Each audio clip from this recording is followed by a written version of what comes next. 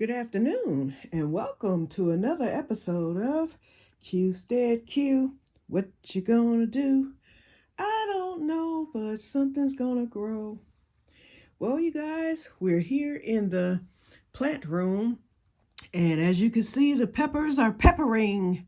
They're getting bigger, and I'm getting ready to transfer my overwintered peppers into the greenhouse. These are going to be transferred into the greenhouse. They have some size to them, but they're a little weak. So they need to harden off a little bit. I think they'll be okay. So right after the surgery, it'll probably be Thursday. I'll wait until I go to my follow-up appointment on Wednesday, and then I will take these cold crops out to the greenhouse and get them going. Ground cherries will stay inside, although they're starting to get a little size. I'm gonna wait until we're well into the 70s consistently before I take those and the peppers out. Now, my overwintered peppers, I think they'll be okay. They're strong. Okay, let's go to the other room. I just returned. I had to drive 10 miles to get what I needed to get because they were the only Ace Hardware that sold it. Actually, I could have ordered it online and they could have delivered it to the one that's like 5 miles from me or less, but I didn't want to wait until it said either Monday or Tuesday, and I was like, with my buzzard's luck, it would have been Tuesday. Muriate of potash. Woohoo!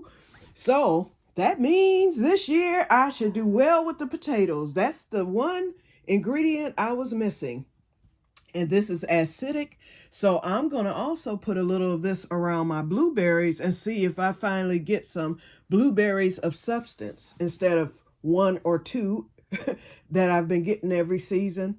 So I'm going to fertilize the blueberries, which are in the keyhole garden. But this is specifically for the potatoes. I almost bought 2 of them but I was like, no, I can just go on and order one and then have them deliver it to mine. And I'll pick it up either 1 or 2 days later. But I needed some for now. I guess it's a lot in here. This is where it begins. And I didn't know that they discontinued chicken manure.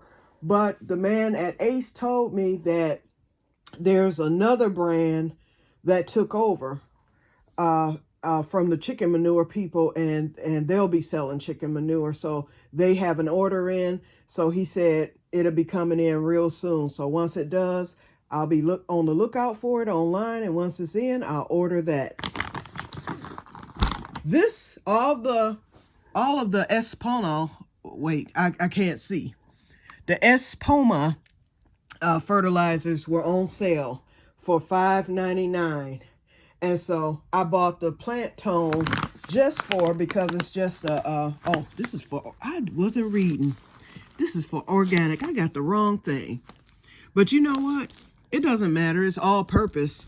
So I'm going to use it anyway. But I'll use it on my more organic stuff, I guess. I didn't know. But and you know what? They had the others too. But I wasn't paying attention. I was just happy it was $5.99. So I grabbed that just because. So I'll just put it away. I have all my other stuff. But yeah, the muriate of potash. So now it's time for some experiments, you guys. First of all, you know, those are my potatoes from last year that didn't do anything, but they all have nice sprouts on them. So those, guess where I'm going to put them? Hold on, let me turn the camera around. Hold on. Wait, I'm letting up the tripod for one. We'll get that going. I didn't mean to let it, sorry y'all. I didn't mean to let it up this side. Dang, I was just trying to get the stand up. Okay, here we go. Boy, I tell you, I'm always putting y'all through something. And I wanted to let y'all know too, that free app a day the free app a day thing that I have, they had an app the other day. It was for a $99 editing app.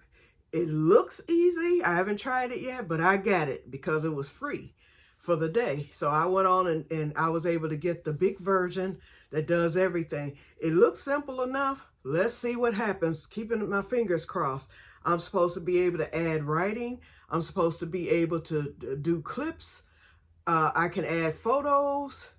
What else? Music, all kinds of things. So we'll see if I can get it figured out for a change. I need to just put on my thinking cap and open up my brain. Oh, tomorrow I'm going to be busy the day before surgery because I want to get all these sold, all my seeds. But most of these need upcupping. So specifically the loofah and cotton really needs to be upcupped. And then what's this back here? Wait a minute. Oh, the tomatoes. I want to get those upcupped. I think they're okay because I want them to get the true leaves. That watermelon. The only thing that's still kind of small are the ground cherries, the strawberry ground cherries. But everything else, the tomatoes, the okra, I need to upcup. So, and then my shishito, my orange shishitos, I can get those upcupped too. I'm not seeing fungus gnats anymore, but I will. Don't worry. They're going to return because, oh, and my moringa doesn't like the light. It kept like flopping over and acting as if it was dying. And I noticed that it would perk up after, like if I turned the light off for the night, the next morning it would be perked. And then as soon as I put it under the light, it would droop again. So finally, I just took it out of the light and it has been doing wonderful ever since. Both of them, actually. The other one finally grew its leaves back. Okay. And of course, Bouncy is bouncing. All right, now.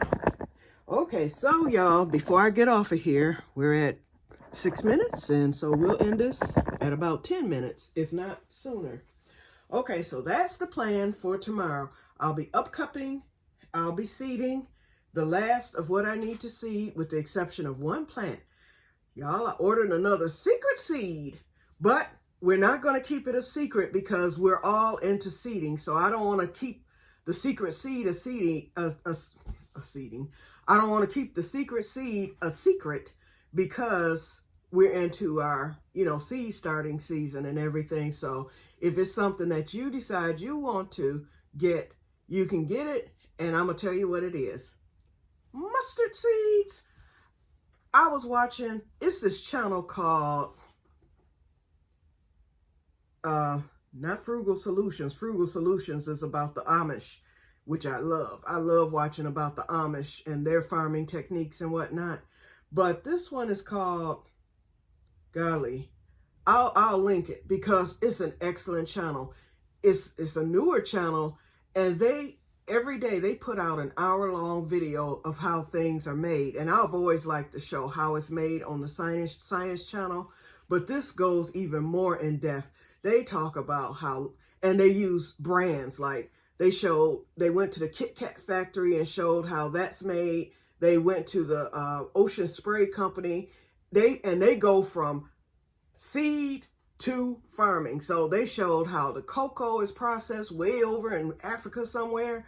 And then, how they ship it here and all the processes from point A to point Z. I love this station.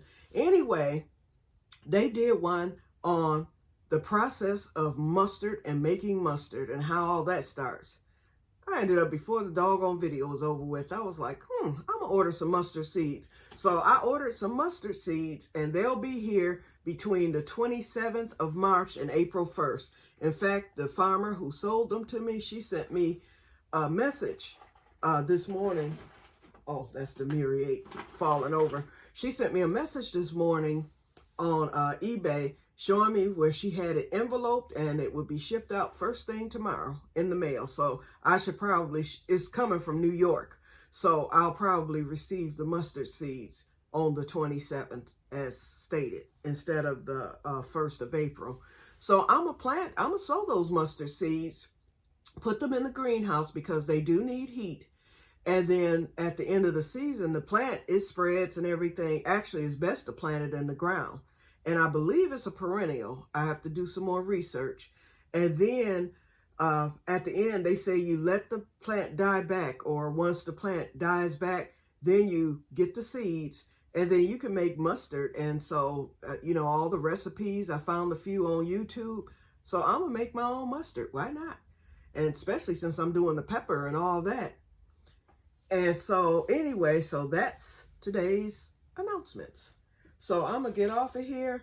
I may come on tomorrow if I'm not too busy, because I've got a lot to do tomorrow. I have to go to the store. That's why I went on and got this muriate of potash on today. Oh, the experiment real quick. So the experiment I'm going to do, I have those potatoes from last year. Guess what? I'm going to stick them right back, and I'm going to do them roof stout once again, because they did develop some. It's just that I was like, well, maybe I should have them in the ground because they didn't get big. But what it was it didn't have the muriate of potash, which is your acidic stuff. So I'll make sure that, and bone meal, from what I've been told. What I saw a video yesterday from this one farmer and a potato farmer who was his guest, and they were giving tips on how to get nice tubers. And so everyone talks about the muriate of potash. I don't know how I missed that.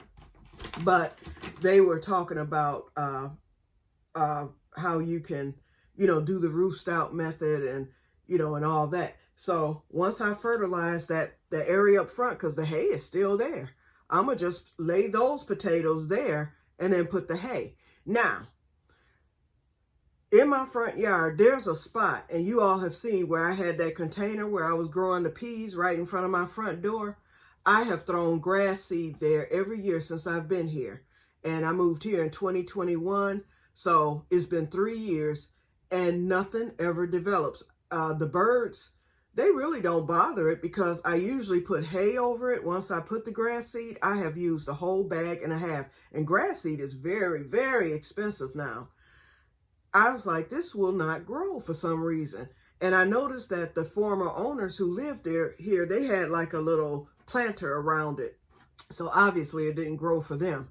So what I'm going to do is I'm going to get my bricks where I had that little keyhole garden on the side. And I'm going to like make a little planter out of those bricks. And I'm going to put a few of those potatoes in the ground. I'm going to dig that up and throw the potatoes in the ground after I fertilize. And then I'm going to have the roof stout along that bed, along my window. And then when my potatoes come in from M.I. Gartner, that's who I order from, and those won't be in until mid-April. I'm going to take those potatoes, and where that little keyhole garden was on the side, those bricks will be gone, but I'm going to just dig up that little area. I know that rose bush is there. I might put a few more. I have some sunflowers here, dwarf sunflowers. I might throw a few of the dwarf sunflower seeds, or you know what, I'm going to sow these tomorrow. So I might transplant the dwarf sunflowers there. And then the potatoes that M.I. Gartner sent, that's where I'm going to plant my potatoes. And they're going to go in ground. So I'm going to have a variety. I'm going to have roof stout. I'm going to have the in-ground, in the middle of the yard. Then in that bed for the new potatoes, I'm going to have those in ground. Then I have potatoes in the garden table that I did the Irish way. And then I'm going to take probably 1 or 2 more of those, because it's about 20 potatoes there. I might take 1 or 2 more to put in a container. So I want to have every aspect of potatoes to see which one does the best. So it'll be like an experiment. I feel I will get potatoes this year. I get them every year. It's just that they're built real small. But I think this muriate of potash is going to do the trick. So I'm going to see which ones do better. I'm going to use this fertilizer for each one, each of the potatoes that I plant. And we're going to go from there and see what happens. Okay, you guys. So that's it for today. I'm going to get off of here. And I will talk to you guys on probably Wednesday, if not tomorrow. If I'm not too busy tomorrow, I'll come on after I get my new seedlings upcupped and then the other ones planted. If not, I will see you probably on Wednesday evening or Thursday, depending on how my second eye is doing. So y'all keep me in your prayer. And we're heading into the final stretch of this. And it's wonderful being able to see. But this eye has given up the ghost. about 3 days ago, all of a sudden, it started blurring on me. It's just struggling. It doesn't even want me to open it. I've been headachy in the eye, and I found out the eye is just giving up because, and a lot of other people go through the same thing, because this is the good eye now. So this eye is now relying on that eye to do the work, and it is.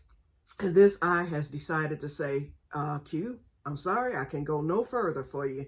So it's going to be wonderful to get this operated on, and then both eyes will be symmetrical or perpendicular, or, you know, at the same speed as far as sight is concerned. So we shall see. But, you know, I'm seeing pretty good. I was able to drive today, no problem. But I can tell a difference, especially in the evening. Okay, so I'm off of here. I'm getting ready to eat.